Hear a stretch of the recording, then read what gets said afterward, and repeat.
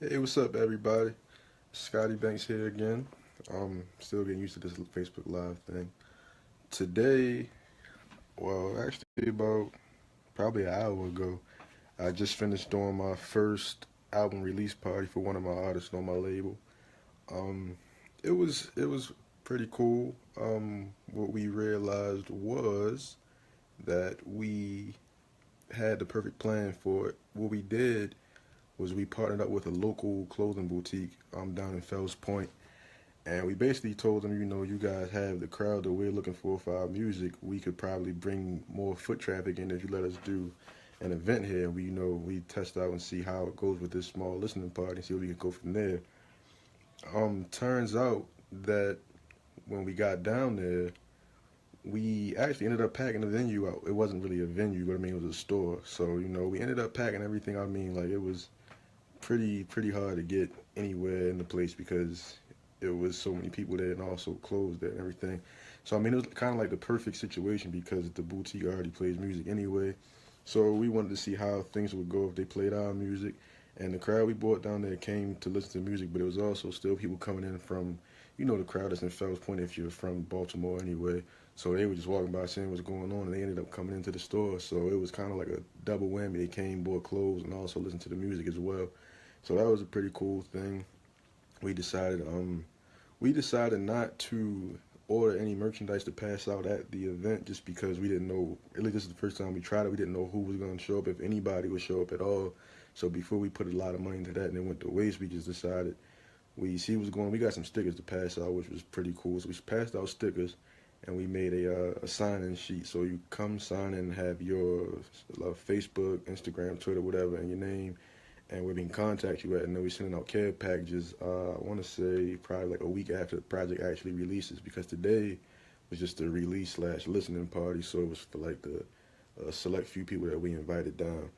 But the actual project releases on August 27th, so we'll be putting that out, and we'll be sending everything off. Um, but outside of that, what we planned on doing also is having just more events in a place like that because I'm not sure if you guys follow hip hop at all or anything, but I mean, pretty sure somebody does.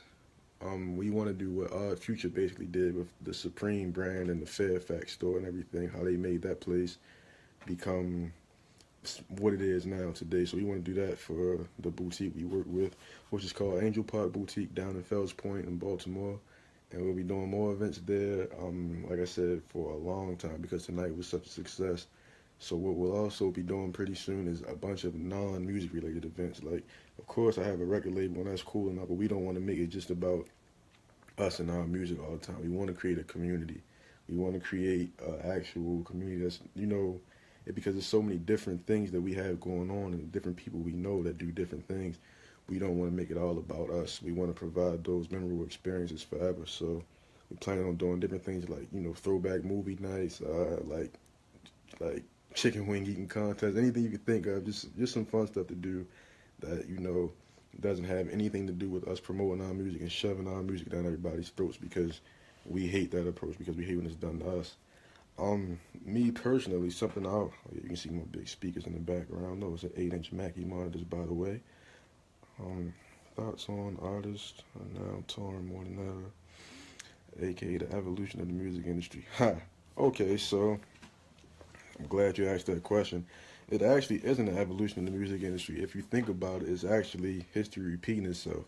So artists are torn now more than ever. If we go back into the Shakespearean era before film and anything like that, that's what it was. It was just, it was always plays going on, but you couldn't just they would go to different places doing the same play over and over and over and over and over. So I see it as things are going back to how they originally were. I don't see it as anything evolving. I see it as things are going completely in reverse and it'll all happen all over again.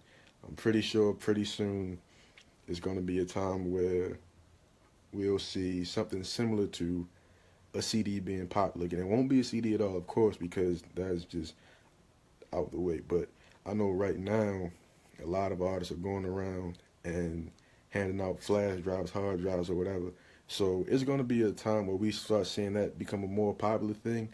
But as far as the overall music industry and seeing artists tour so much, I feel like that's just everything going full circle.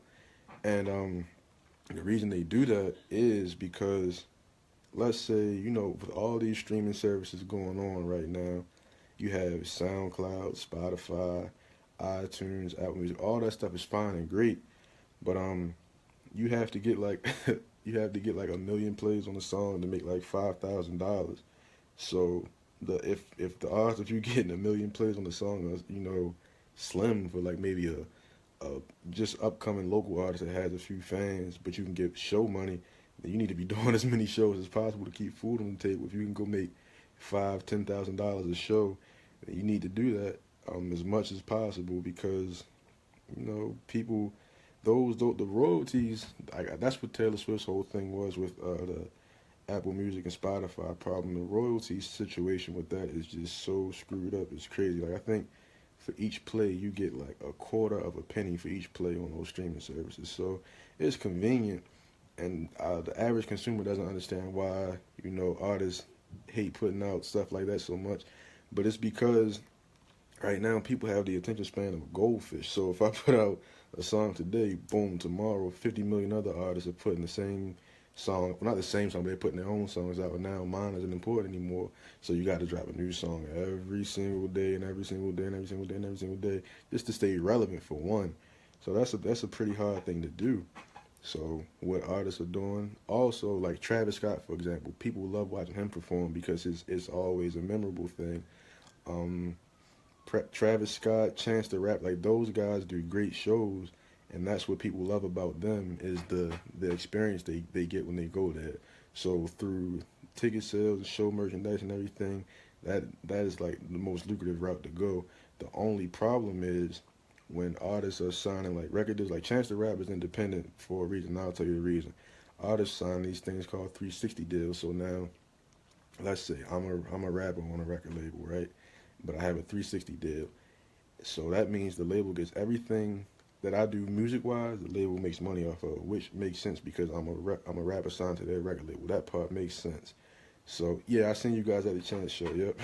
but yeah. So if I sign with a record label and I have a 360 deal, and I'm doing shows, tours, I have merchandise and all that, the label makes a percentage off of that. Okay, cool, because I'm a rapper, that makes sense. But if I go out and I write a book or do a movie or come out with a line of breakfast cereal, the record label makes money off that also. That's what the 360 deal is. And that's why Chance the Rapper is independent. And that's why I stand behind the independent artists and that's why I try to teach the business mentality of the music industry before I teach, oh yeah, just get famous and have fun. Like people had made a big deal about Joe Budden talking to Lil Yachty about why he should know who his publishing is through, and everybody was like, well, Lil Yachty's 19, he's a million. No, you need to know these things because NWA, when they got signed, they were generating 10 million in revenue every month and didn't see a dollar from it because they didn't know their business. They didn't know what their contract was like. So they were getting screwed out of so much money, it was ridiculous. And it's still happening to this day. So actually what I'm starting to write some plans for right now is what I call the Paid Creatives Campaign, which is basically myself and a bunch of other artists will be meeting at my studio probably like once every 6 weeks. And what we'll do is basically like it's not going to be like, we have to all pay for each other's service or anything like that. Like we're not doing any business. What we'll do is just basically teach the basics and ask whatever questions we have to learn about the basics of business in general. So, figure out how to write a business plan, how to set an actual goal, how to come up with how to create the team that you need as an artist or a photographer, DJ, whatever you do to get yourself off the ground, and also how to make money from it. Because so many people feel like because I'm an artist, I need to be humble, I need to, do it for the love. They feel like as an artist, I need to just, it's my passion, I should love it. No, you need to get your money. You need to get your money because nobody else is out here doing it for the love. People can't go into Walmart and tell Walmart, oh, do it for the love. I need this deodorant. Just do it for the love. People can't go to McDonald's and say, look, do it for the love. I need this burger. So they can't come to you and say the same thing. You have to think of yourself as a business. And people ask me, like, how did I come up with the idea for having membership at my recording studio. The way I came up with that idea for the membership model at my recording studio was through Sam's Club. I'm like, wait a minute, I can, run my thing like Sam's Club, because my end game, my end idea is for me to have a franchise of recording studios that are ran like Sam's Club, where you pay a monthly fee that will save you more money than paying an hourly rate will, and you'll get the same desired quality service each time, and you'll get your recording, mixing, and mastering done. You can pick which engineer you go to. Your hours roll over to the next month if you don't even for the month you have right now. That's the way it works with me right now. Things may change in the future, but that is my overall goal. And why is because I think of myself as these big companies. I don't think of myself as, okay, I'm the engineer, I'm Scotty the producer. No, I'm Scotty the company. That's how I look at everything. And I take from places I go frequently and think of it just like that. Like even with the way you book your studio session with me, like most engineers, they have a situation where, okay, you call me and I'll wait for you to get to the studio and then you pay me there. No, because I know that my client base is so big that if I wait for somebody to come that never shows up, I could miss out on a potential 5 to 10 other clients that would definitely be there. So what I had to do was put in a system to make it where all my clients can book online first, and they pay everything there. So if you already paid, you have to show up. You already paid for your time. Why not show up? There's no negotiation. There's no hassle. There's no, oh, can I pay you half now, half later? No more of that. No, I don't have time for that anymore, because I see myself as this company, and I have to value myself as a company. See, a lot of artists, they go through that phase of, oh, if I just do this for, $5, $10. If you do it for $5 or $10, you should keep your job. You should keep your job. Like, I see so many photographers, I see so many record producers, I see so many DJs doing things with such a small fee, and wonder why they never get the value that they think they have. Nobody else will see that, and it's because you don't see it in yourself. If you're not willing to turn something down because you're not getting paid enough, then you'll never be able to build that value. I mean, of course, you have to have real talent now. Don't get me wrong. You can't be just average Joe, the DJ, and you want to charge $500 an hour and you bring no value to the table, no following, anything. You can't just do that. But once you start seeing the signs, you have to pay attention to yourself, because if not, you will be exploited. Because at the end of the day, the entertainment industry is just like any other business. It is cutthroat, and you will be taken advantage of if you don't understand what you have going on. So when I first started, like I said, I was charging $20 an hour at my studio, and that is already $55 under the average. So once I started seeing the quality that I was putting out, and I started asking my clients what they were paying at their old studios, I had a client tell me I was paying $140 an hour, and I'm just like, whoa, but I'm charging you $20 an hour. And you're getting way better service here. You're getting a way better end result. You're getting way more work done also. You actually like being around here. Okay, so clearly your budget isn't the issue. The issue is on my end. I priced myself wrong. And what I noticed is, like I said last time, when the price went up, they stayed. If they really like what you're doing, they will stay. The price will never be an issue if somebody appreciates the service that you provide or what you have to offer. So a lot of artists feel the need to be modest about things. You have to believe in yourself. You have to have that confidence. I mean, even if you want to be arrogant, I mean, do it. Like, you got, because at the end of the day, it's so many people out here doing exactly what you do that you have to get some kind of attention.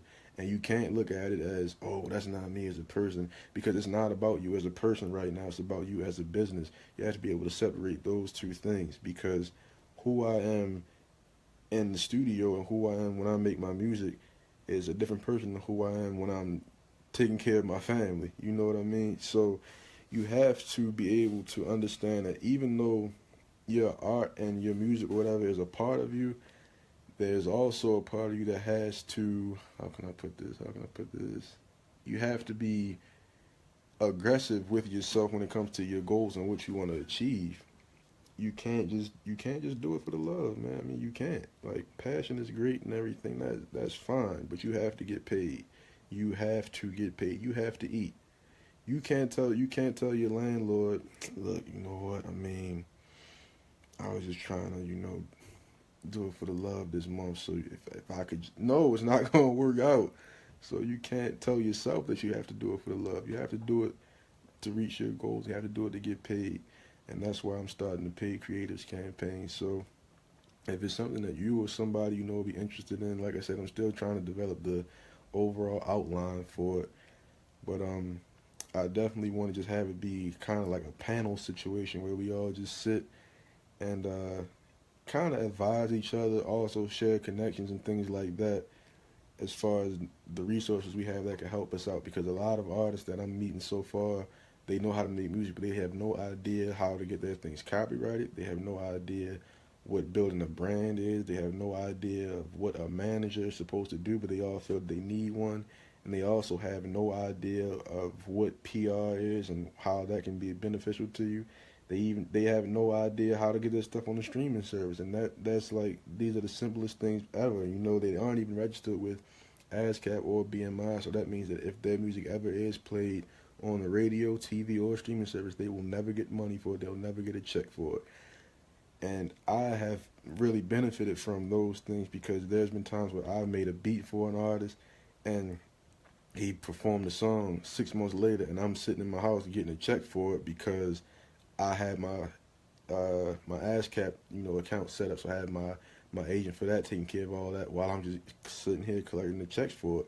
People need to take advantage of these things, because you don't have to be famous for all these things to be possible.